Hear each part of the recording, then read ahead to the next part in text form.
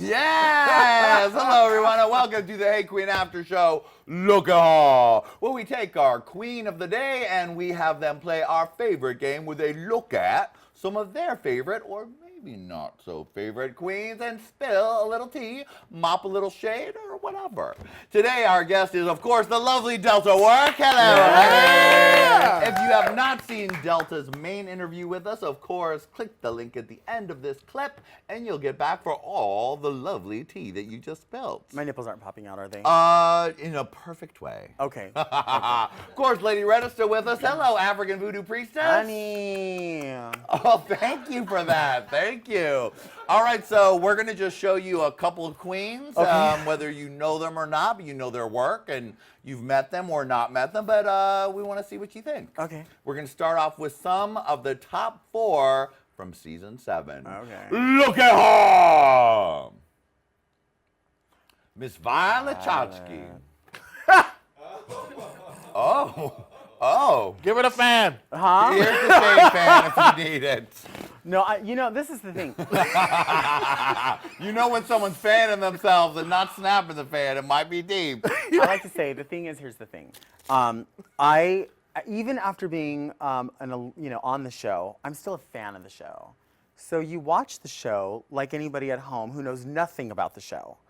And I know I still have that, information about, takes a long time to film, blah, blah, blah, blah, blah. Essentially, at first, I was like, oh, I don't know if I'm a fan of her because is she just stuck up or whatever? But then I had to sit back and think, well, weren't people saying that about me for whatever reason? All right. But I feel like if anybody thinks she's stuck up or arrogant, she backs it up. She's really. She looks gorgeous. She's gorgeous. And Yeah. for me, I feel like if you look good, that's a big part of it. And I recently saw pictures of her out of drag and out of clothes, out of drag. Oh, right, because at the time of this taping, her pornography film was released. So I will just say, just between you and me. Okay, yeah. I will just no one say, else is listening. No one's listening. Let me cover up my mic. No one's listening. If my asshole was as beautiful as hers, Right. I would be showing it to fucking everybody. Yes, Her bravo. hole is beautiful. Her hole is beautiful. Well, if you have a porn and you look great in it, what's the shame? There is no shame in that no game. shame. Everybody Honey, jerks off. She looks good. Maybe you just got filmed. She looks good. So you go, Violet. Look at her. Ginger Minge. Yes. Ginger. I like Ginger. I Yeah. think Ginger's, she's a live singer. Yes. She's a live singer, which takes people far. Because a lot of people like to see drag shows with live singing. Mm-hmm. It separates it a bit. It makes it, they connect more to it sometimes. They feel like you're getting their brand, Right. as we were saying before. So you're getting that. And I like Ginger. I feel like she's a really cool person. I've only interacted with her a little bit on Facebook. But I like her looks, and I like that she calls herself a glamour toad. I like it too. I think that's funny. We got to have dinner with her in Austin, and she was super fun. Hi, Ginger. Hope you're going to come on the show soon. Look at her. Look at her. Pearl. Pearl. They keep telling Pearl to wake up. Remember, weren't they saying wake up, Pearl, wake up, Pearl? But I think those are her bedroom eyes. Because even as a boy, she has a very sultry look about her. She does, and when you got them heavy lashes and Lady Red knows, sometimes you look sleepy. I know. I was going to actually start doing false lashes because a lot of the girls are doing them. I like to just wear my own. Oh. But, I want to try making up like the girls do. And some lipstick. You should try it sometime instead of this bare face. I can't know. believe you And maybe they'll put me rolled out of bed and showed up like They this might, barely brushed they might her put me on the hair. drag race, honey. I saw a video of Pearl performing, and she was doing some really interesting, weird, turned-down vocal song. Ooh. It was very interesting. I think I just saw this yesterday on Facebook or this morning. Is this the one you're talking Yeah, the one about? at Parliament House where she's like. Oh, like no, a I saw low- her in San Antonio. I'm sure it's probably She her was doing this signature kind of number. Ray of Yeah. Light. It wasn't Ray of Light, but she was doing some kind of a movement and And she does like a. yeah. I was like, yes, Pearl, keep it avant-garde. I Honey, like it. Put an E on the end, yep. Mm-hmm. Look at Perle. her. Look at her. Kennedy Davenport. Now, have you ever met Kennedy? I have not met Kennedy, but she's very exciting to watching her perform. Yes. She is very, very exciting. And I think the type of performance that I've seen from her, and I'm sure she has a lot of different types, but that type is something that people in clubs really love seeing. That's like something that will always go over well. Somebody that can dance really well, their body looks really great, the hair looks really great, they're really painted up. It's like, and I'm not trying to pigeonhole anybody, but it's a classic drag in the sense of it's high energy, it looks beautiful, it's relatable, and I think it's very marketable. And it flips upside and down, Yeah. and it does death drops and splits. Very marketable, and she seems like a really sweet person too. Yeah, so that's she is a good thing. bringing it type of queen. I like it. Look at her. Look at her. Katya. I didn't want to see her go home. I know, and she was so likable. She's very likable, and you know, I've seen some videos of her performing too, and she's like splits in the air and does all that, and like her lip sync for your life. I don't think everyone was prepared for that. No. Because she kind of, you know, markets herself a little bit more like silly, but it was like hardcore. Like she gave her a run for her money. She definitely, it's when Kennedy Davenport's like, I'm about to beat this bitch's ass. You know that's going to be a battle. But I thought Katya kept her own. She went in. Like She's her. good. Look at her. Raja. Now, when did you meet Raja for the first time? I met Raja before I did drag. I used to go to a show that she hosted on Sunday nights at a club called Oz Supper Club. Oh. It's an 18 and over place. Oh, and my. Yeah, she used to have another entertainer, a legendary entertainer from Southern California named Viva Sex. Oh, yes. Who would work with her as well. And the two of them put me in my first shows. Oh, my. My first paid shows anyway, because I used to do a lot of contests and stuff. But yeah, that's where we met. And did you know she was going to show up in your season when you showed up? You know, I didn't know, but I knew like just prior to the door opening, because we you know, we're connected. Right. And I could you sense can feel it. I could sense it.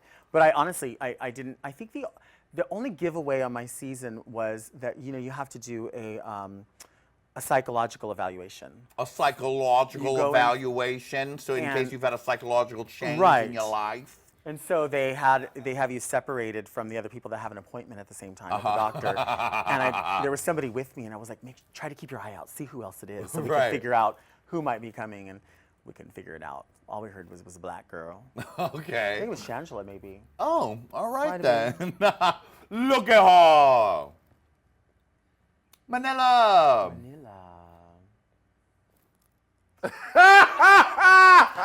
The fan, or what's going on? Ooh, bitch. Manila has her brand. And her brand is black and white wigs. Okay. It's her brand. We all have our brand. You know what I mean? I like to wear flower sack pattern dresses. So I always harass her about her wigs because they're, you know, black and white. You do not enjoy that? No, I love them. I love them, but I always harass her, like, oh, are you gonna wear a streak to the party? That's kind of like the thing. But Manila is a promotional powerhouse. She knows how. I mean, you could bring essentially a pile of shit, and that's what she does with him. A pile of shit, and she could sell it. Yes, I saw her do that live on stage at Battle of the Seasons. Oh, okay. She literally sold T-shirts on stage and made $200. She will do it. She will do it. And she told me one time she was at the bank, and the guy said, "What are all these different checks for?"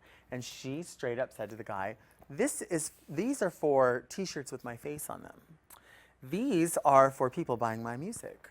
These are for nightclub appearances." And I thought, bitch, you better do that. Yes. You better do that. Because when I go to the bank, I try to keep it real quiet. I'm like, I'm a stripper, that's it. And they believe me, you know.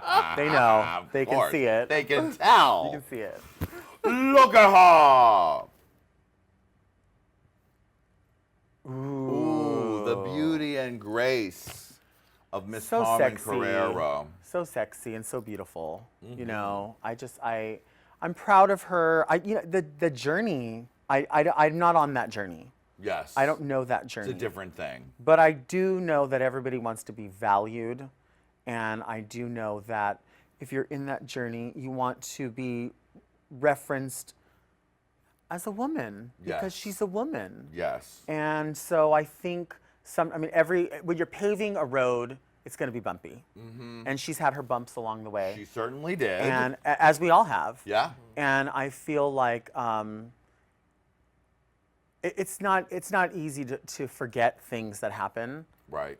I believe it is easy to forgive, because I can forgive a lot of people for a lot of things, but sometimes people don't forget things that happen, and they hold people accountable for a lot of things that were said in haste or without explanation. Right. And so I feel bad for that, but I don't feel bad for that body or that face or that hair. No, or those modeling gigs or those Modeling runway gigs. shows. And I mean, some people think that when you are that beautiful, that things are just given to you. But she does work for those things, and she does network for those things, and she deserves those things.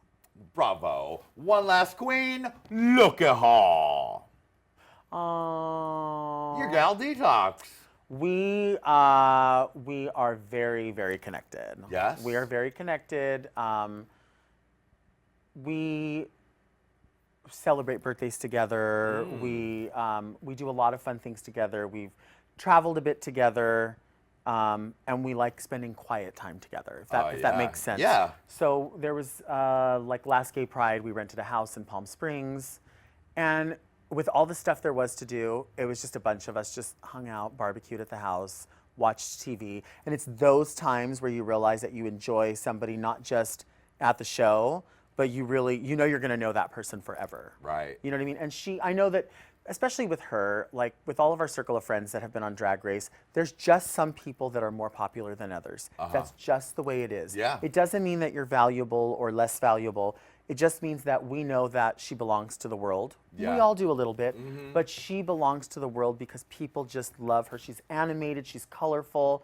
You know, she makes people feel great. We all do it on a certain level, but some of us are a little more, some people think that I'm not a quiet person, but I am a very quiet person. And I like, I'm a strip mall person. I don't like, that's me, that's just who I am. And I'm a snide person, but I'm not an angry person, and I'm not mad. I am just, somebody recently called me the Dolores Claiborne of drag. Oh, I like that. And I was like, I'll take that. I mean, other people have called me the Abby Lee Miller of drag. Oh, how I'll take that too. All right. But I can see the Dolores Claiborne, and I like the reference, and I appreciate it because I appreciate that character. But she is just somebody that she knows me, and she knows, like, she gets it. She gets it. And she has, in many instances, had to explain to people who have, taken me out of context, explain, like, look, this is not who you think this is. Right. And it means something. God bless her. Yeah. God bless your sister. Yeah, and that has been Look at Her. Yes. Delta, thank you so much. You are a delight. I'm so happy that we got to see each other other than that time at the Austin Drag Festival when we passed each other in the night. When you were cruising. He was cruising me. He was cruising me at 4 o'clock in the morning in the parking lot of the Hampton Inn in Austin. I was outside smoking a cigarette. I